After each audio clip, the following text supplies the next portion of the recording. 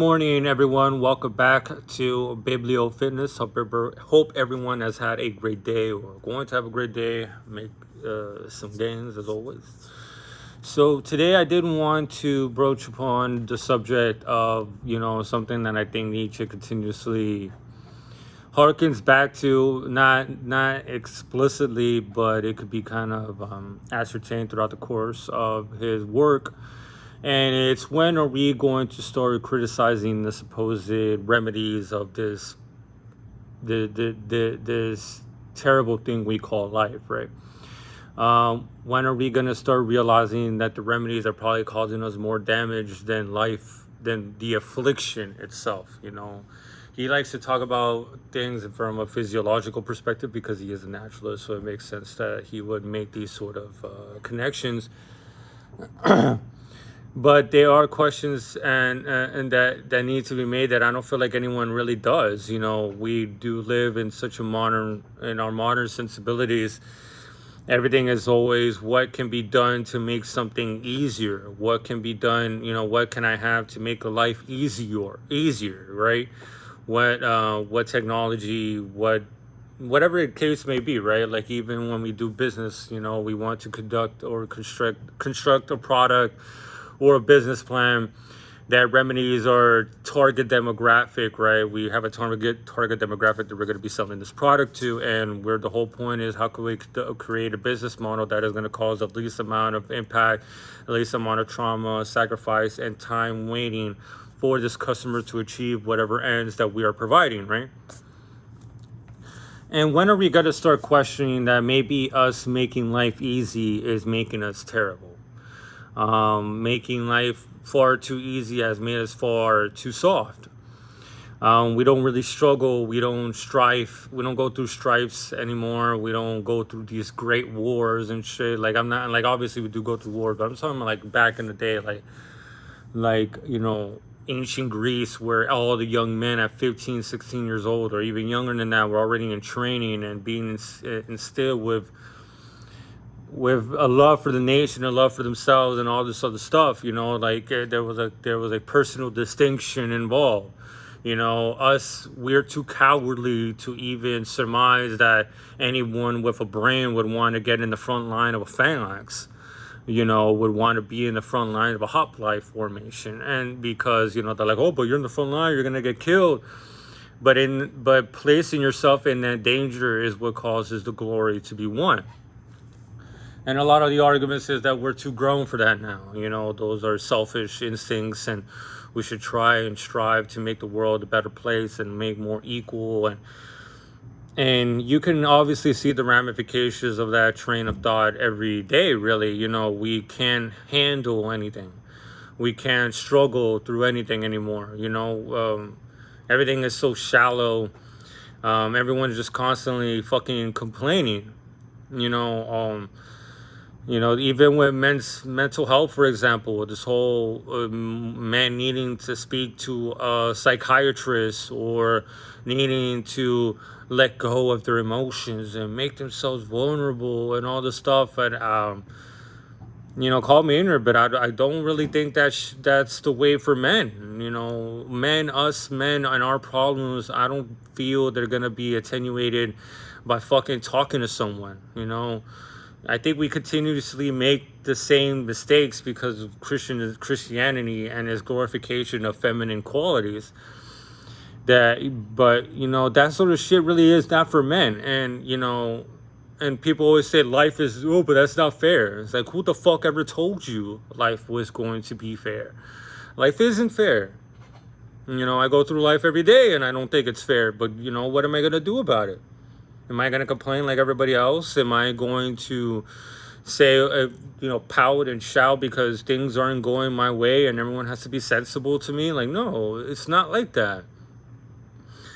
I think a lot of for us men, is finding that glory, finding, that purpose that allows us to instill control. But the objectives, or the natural objectives that us men strive to, are now considered evil, considered villainous. The last thing this society needs or wants is us men realizing that we've been following the wrong religion and the wrong morality. I don't, us men are just incredibly soft. And in this whole endeavor that's been going on these past few centuries or millennium really is, you know, making everyone equal, making everyone meek, pity becoming one of the highest virtues to possess, right? And in this constant suffers from a sufferer's perspective, because these are from sufferers, and only, the reason it's taken off is because, like I said many times before, monarchs and leaders realize this for what it is, and they're like, wow, this is only going to facilitate my rule. Might as well, rule by congregation. If that's what it takes, and so be it. We want to feel like we're involved, but when we're really not. But be that as it may, all these supposed reliefs of this plight called life is probably causing us way more damage than life itself. I've been reading Epictetus as well. I've started reading more Stoicism, and he makes a really valid point, even though I don't agree with a lot of his stuff. But I mean, not a lot, but I do. There are disagreements, and that's just natural. But one of the things that he really brought home to me, and I feel like we don't really take that into consideration anymore, and that's probably why people also consider Stoicism to be fucking incel and shit like that, which is not surprising nowadays. And it's that, we no longer have the confidence in ourselves to solve problems by ourselves. We're not told, we're brainwashed, and we're instilled with this belief that the only way that we could get through life and the only way that we could solve our problems is through the help of others. We need help of others. We need others to love us. We need to care for others. And, life is not meaningful if you don't have anyone to share it with. And, we can have that conversation for a very long time, but I feel like it's kind of disgusting, really. Self-reliance is seen as a terrible thing. Self-glorification is seen as a terrible thing. And then the strive, like I said, of equalizing and this utilitarianism, we reject a fundamental fact of life and a fundamental fact of civilization, and that civilization and culture is propensed and is elevated and is continuated by the men of the highest rank, by the great men, not by the majority. The majority don't do shit. The majority just follow. But it is only through the great men. And how are those great men going to come about? Through competition, through distinction, through striving, and through learning. But in a lot of in this current environment, that's just not the case anymore. We're all under the same umbrella. We're all playing the same game. We're all, distracted, especially nowadays in consumerism, where we have so many anchors and so many chains attached to our bodies and to our souls that it's quite easy to coerce us into performing and acting like good little fucking lambs, because we have just so much to lose. We are so asphyxiated with what our neighbor is going to think of us, or how and what am I doing, and how can I construct this in a manner that is going to get the okay from everybody around me.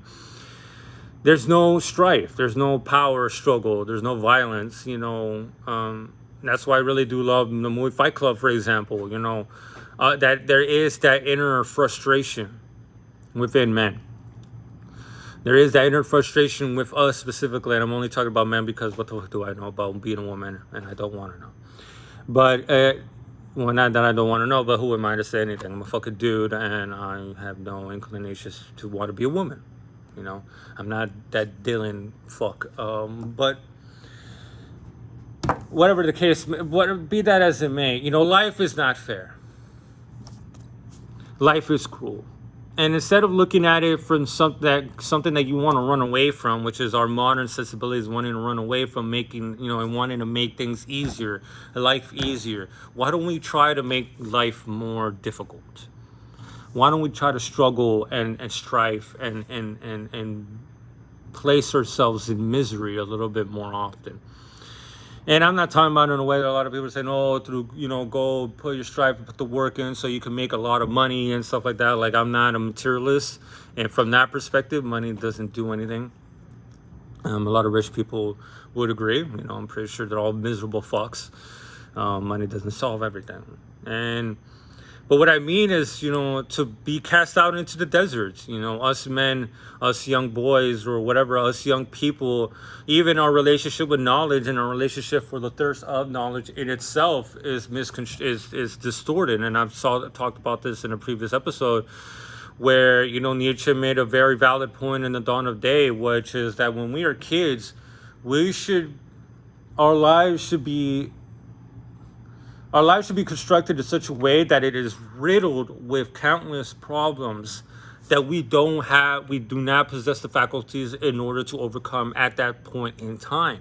And in that ignorance comes that in that conscious ignorance, knowing that you are ignorant, knowing that you are lacking the faculties to overcome these obstacles, you begin to develop a thirst and a reverence and a respect for knowledge. Not like how the education system is now, where we're just shoved shit down our throats and we're not allowed to really develop and grow ourselves. Obviously not. The people, if you're in power, the last thing you want is individuality to run supreme, because then you are not going to last long.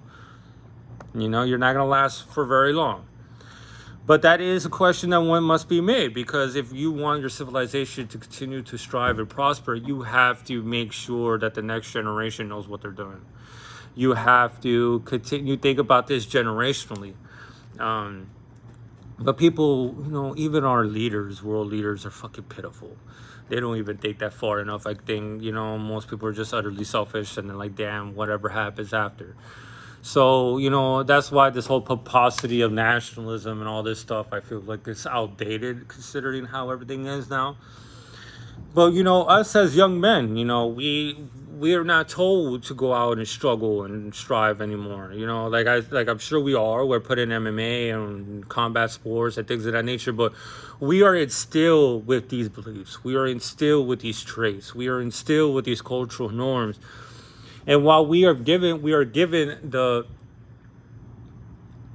notion or the facade of freedom, we're never given that. We can't even tyrannize over ourselves.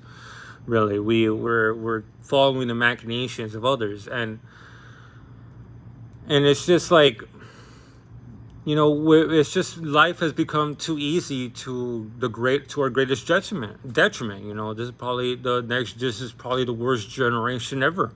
The dumbest generation ever. You look at our culture, you look at you look at our politics, you look at everything. It's just so pitiful.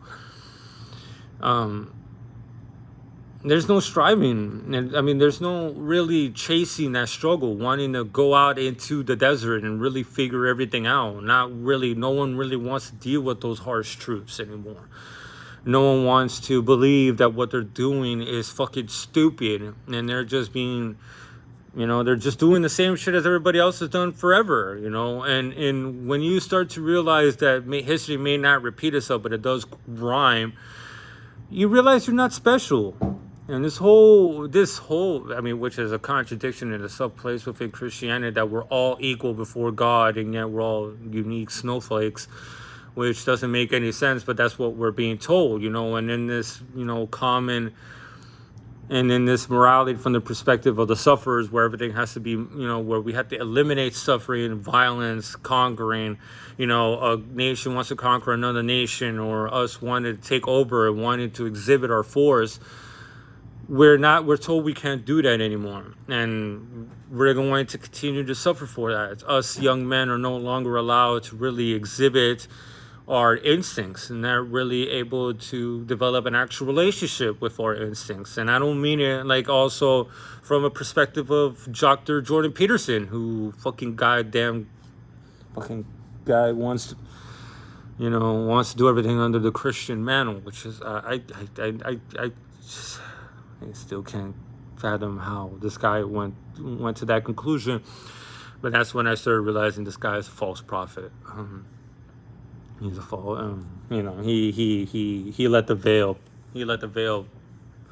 fall, and he got seen for what he really is. Really, I don't agree with him anymore. To be honest with you, it's kind of pitiful the direction he's gone. And I know that he's trying to attenuate with religion, or separate this divide by going back to religion, as if we could get to that anymore. But Nietzsche does talk about it in the very beginning. I think it's in the preface of The Dawn of Day, is that we are going to suffer, but we're going to have to go under and through and under and over our current civilization and its foundations. And that's not going to be for everybody. I'm never going to propose a manner in which everyone could get involved and everyone could succeed, because that's not how life works. This whole dream that everyone could be the great and everyone could be rich, and like, it's just lies to get you to play and buy products that you don't need, and get attached to shit that you don't need, to cars that you don't need, and clothes and all this other all these distractions, and that's what they are. And I feel like they're purposely placed there because they don't want us to use that time to find out about ourselves and realize the fallacy in which I'm stating as well. And for us, there's very few that are going to be able to look at all of this and go under and over it. Not give up on the way there and just go back to civilization or whatever the case may be. But we need to start realizing that the direction that the civilization is going is terribly wrong.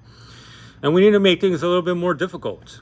We need to make things more difficult for ourselves and ask those really difficult questions. And while Nietzsche does clown Stoicism, that's why I've started reading Stoicism as well. I might as well learn how to tyrannize over my own passions, because if not, my passions will tyrannize without my knowledge. You might as well place some control, responsibility, dignity upon yourself. And while this whole notion of nature and how it's portrayed in Stoicism, I believe, is absolutely incorrect, and it's an idealized form of nature, as every other fucking religion and philosophy attempts to do, the core message can still be made for all men. I believe Stoicism is more of a manly religion or a philosophy than Christianity. I'm always going to say, and I know it's highly controversial, but Christianity really is a religion for women and the disgruntled and the desperate. It is those who have conceded defeat and don't see any other way out. I could keep clowning religion every day, all day, but, let's not get into that. So these are very interesting things, to let go of these, because that's another thing that Nietzsche and Stoicism has agreed. And I read Stoicism recently, Epictetus, and he's talking about that attachment to all these materials, and that's what allows us to be deviated from our path of what we need to do, what we have to do, or whatever the case may be. And that does make it more difficult from our modern perspective. We're always told, don't you want to make life easier, and with Prime and deliveries, and you don't even have to step out of your own home to get your groceries anymore. These are not good things. Our bodies are not meant to be stuck and having other people do this shit for us. We've become absolutely pathetic in this endeavor to make life easier. Life easier for who? Why would you want to make life easier? You're a pussy if you want to make life easier. Straight up. You shouldn't want to make life easier. You should want to make life more difficult. Why would you want things to be easier? But this is where we are now. And in our constant strive for technology, we will cause our own ruination. We're going to turn into those fat fucks on Wall-E. That's becoming more and more of a possibility every day. So that's what it will be. That's what I wanted to discuss today. All of this is hearkening home to me quite well. If you're like me and is disgusted with the world, these are questions that one can ask oneself, and perspectives that allow you to maybe go on your own journey and on your own experimentation, and figure out what values and virtues that you could place as your ideals that will allow you to go through life in a very selfishly. And that's why I need to read Ayn Rand. I want to read Ayn Rand. But with that as a man, you know, make life a little bit more difficult, make life more uncomfortable. I need to make myself more uncomfortable every day. You know, that's what I try to do. Uncomfortable in a way that'll, you know, allow me to grow. But yeah, that's really what we needed to be doing more. So that'll be all for today. I hope you all have a great day. Hope you all make beautiful games. And until next time, guys, peace.